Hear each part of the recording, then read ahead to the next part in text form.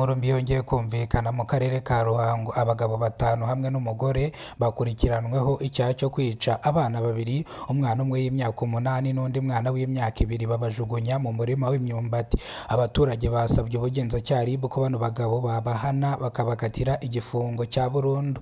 Ni mu gihe umuvugizi wa RIB mu gihugu cy'u Rwanda Murangire Thierry yavuze ko uzakora icyaha n'igisa nacyo, ariyo mpamvu ishami ry'ubugenzacyaha ryashyizweho.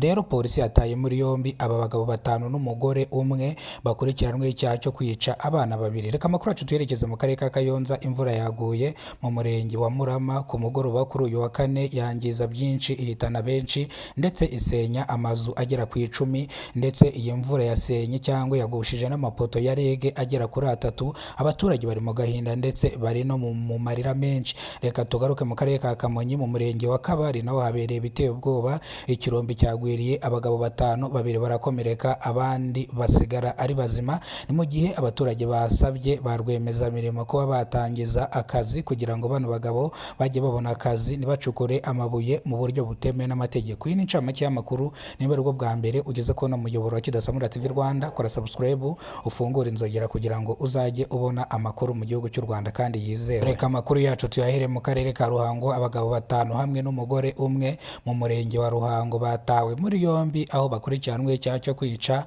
abana babiri, harimo umwana umwe y'imyaka 8 n'undi mwana w'imyaka 2 n'igice. Aba bagabo bishe bano bana barangije babajugunya mu murima w'imyumbati. Abaturage basabiye igihano cya burundu bano bagabo bakoze ibyaha nk'ibi ngibi by'indengakamere. Ubugenzacyaha bwo bwatangaje ko bano bagabo bakatiwe, ariko igifungo bakatiwe ntikiratangazwa. Ubwo turaza kubimenya mu makuru arambuye. Abaturage bavuze yuko abagabo nk'aba ngaba bakunze guhohotera abana bakiri batonya, bisha abana b'abaziranenge batari bafite icyo bazi. Gusa aba bagabo bavuga yuko bari bafitanye amakimbirane na mama wa bano bana, aho bakemuye ikibazo bica abana buno mugore. Uyu mugore rero akaba yishinganishije mu buyobozi nawe kugira ngo atazicwa bitewe n'ibintu abonye abana biwe bapfa. Bo mu muryango wa nyakwigendera bavuze yuko bababaye cyane kandi bahangayitse bitewe n'ibi bintu byabaye byabarijije.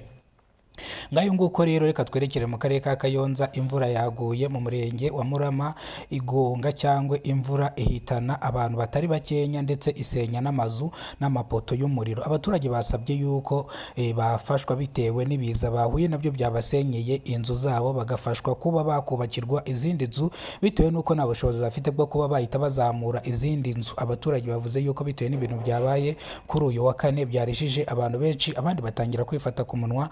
Abakomeretse bajyanwe ku bitaro ndetse abapfuye umugenzo wo kubashyingura uzatangira ku itariki zisaga 20 z'ukwezi kwa 10 umwaka wa 2025. Abari kwitabwaho neza kugira ngo nabo bataza kuhaburira ubuzima.